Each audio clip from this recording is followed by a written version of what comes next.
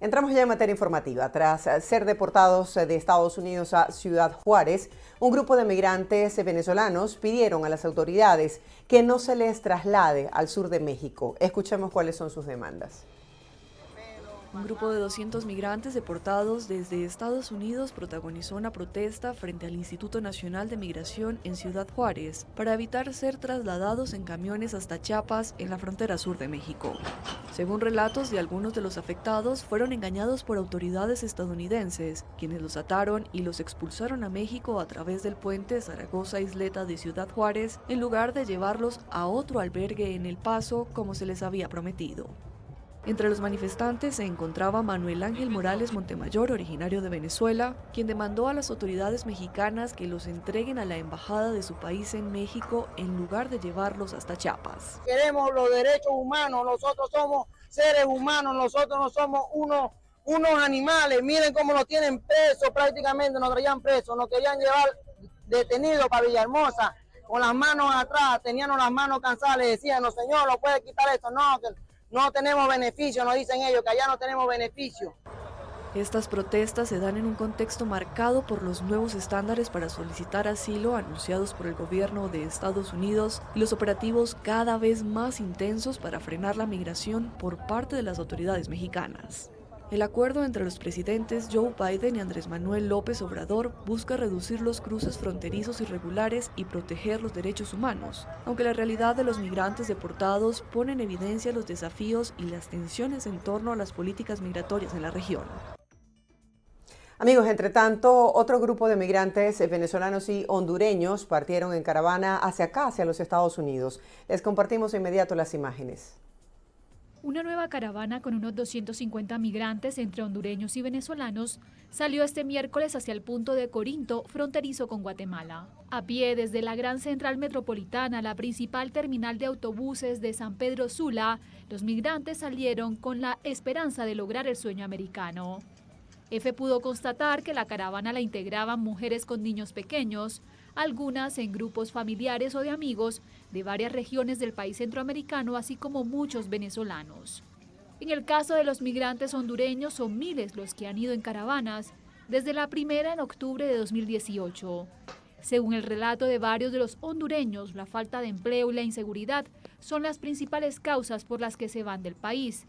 Según organismos de derechos humanos, a diario entre 700 y 1000 hondureños abandonan su país por estas mismas causas, desempleo e inseguridad.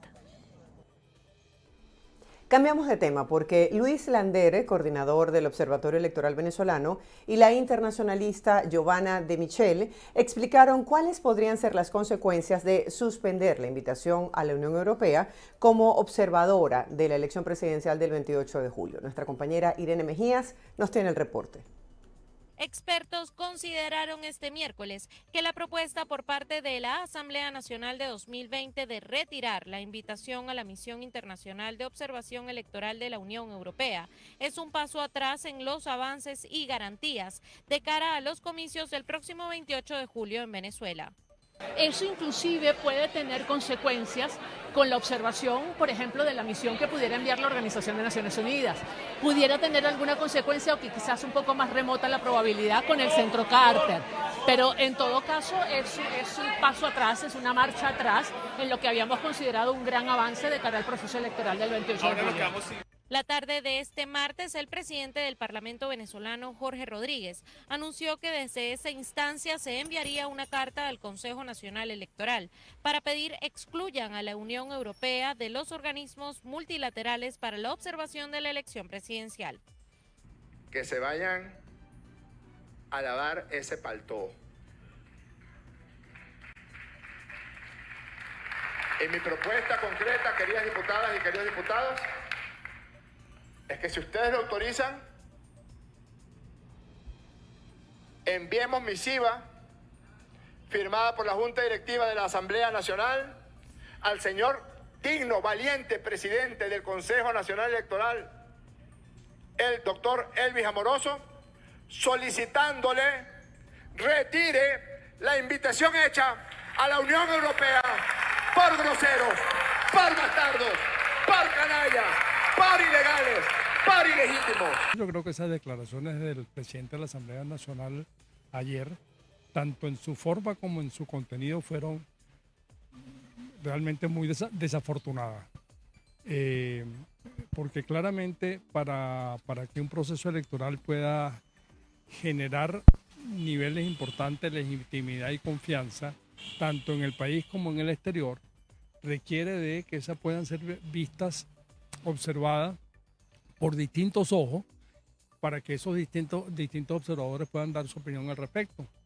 Y obviamente si una de las partes que está participando de este proceso promueve la no invitación de alguna organización de observación electoral internacional, eso por supuesto va a restarle legitimidad y credibilidad al proceso.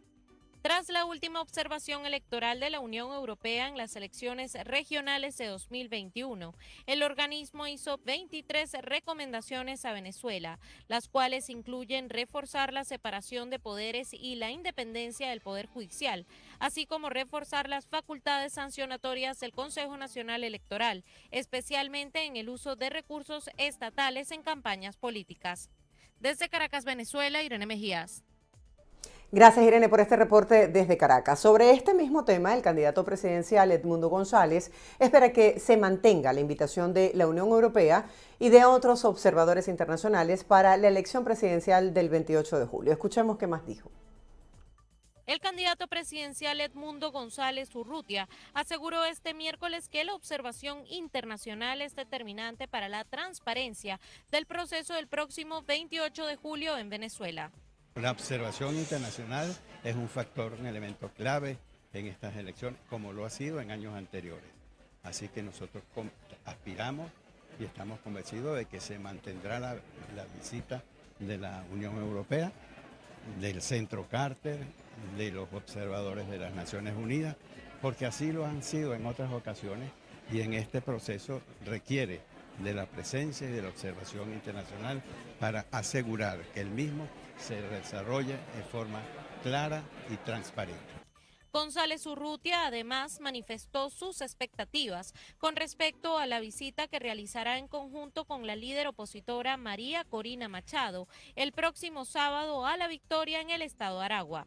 Muy entusiasmado, hay un gran entusiasmo en la victoria por la presencia del candidato presidencial allí.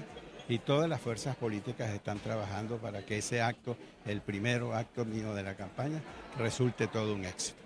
Las declaraciones del embajador se realizaron en el marco de un encuentro con estudiantes y académicos de la Escuela de Estudios Internacionales perteneciente a la Facultad de Ciencias Económicas y Sociales de la Universidad Central de Venezuela.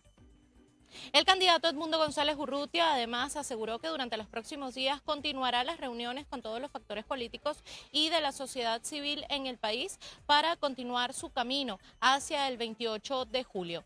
Desde Caracas, Venezuela, Irene Mejías. Con este reporte continuamos con más de las 7 de las 7. El abogado Perkins Rocha explicó que los 6 dirigentes opositores refugiados en la Embajada de Argentina en Caracas no han cometido delitos. Vamos a profundizar en este caso.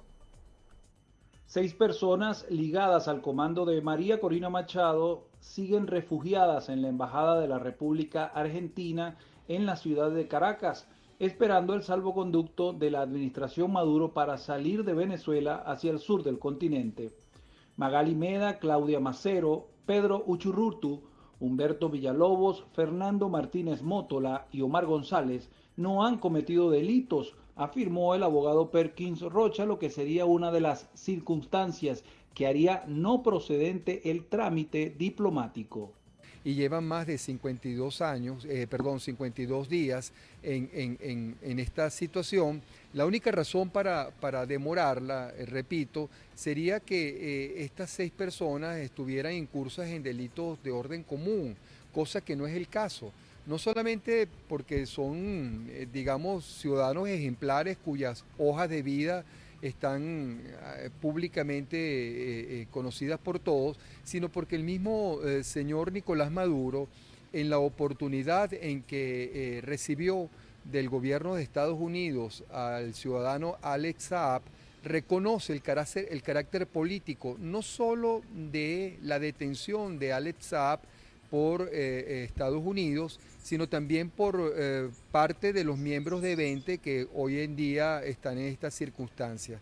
En esta oportunidad, 2 personas que están bajo el cobijo y la protección diplomática de Argentina fueron en esa oportunidad objeto de cese de órdenes de captura y en este caso bueno, se vuelven a reactivar y se vuelven a reactivar simplemente por razones políticas. Roberto Enríquez de Copey, que sabe lo que es estar refugiado en una residencia consular en su propio país, habló desde su experiencia. Yo viví eso, 4 años y medio estuve yo, toda nuestra solidaridad, nuestro afecto, esperemos que emocional y psicológicamente sepan que estamos con ellos, que estamos pendientes de ellos. Hay gente que no se merece. Esa Venezuela de perseguidos por razones políticas hay que acabar. Unos en una embajada, otros en la cárcel. Esa es la Venezuela que hay que dejar atrás. Te pregunto que tú viviste esa experiencia. ¿Cómo se vive dentro de una pared sin salir? Estás preso, estás preso. Eso es una forma de estar preso. 53 días cumplen estas 6 personas en la residencia del embajador de Argentina en la capital venezolana. Desde Caracas, Fernando Tineo para BPI TV. Gracias, Fernando, por este reporte. El Observatorio Venezolano de Finanzas presentó su más reciente encuesta realizada a expertos en el ámbito económico, en donde indicaron que las expectativas de crecimiento para Venezuela aumentaron 3%, es decir, un 1% más con respecto a las cifras que fueron reveladas en la consulta hecha en el mes de abril de este año. Según el Observatorio de Finanzas, el precio del dólar para finales de este año 2024 pudiera rondar los 50 bolívares, lo cual significa un descenso de 10 bolívares en comparación con los 60 bolívares proyectados en la consulta del mes de abril. Los economistas consultados por el observatorio también prevén que el índice de precio al consumidor interanual podría ubicarse en 55%, lo que se traduce en una reducción en la proyección de la inflación del 5% comparado con el 60% de la encuesta pasada. Cambiamos de tema. En la avenida Simón Bolívar de Catia, en la ciudad de Caracas, se registró una explosión en una alcantarilla donde estaban realizando labores de mantenimiento cuadrillas de Corpoelec.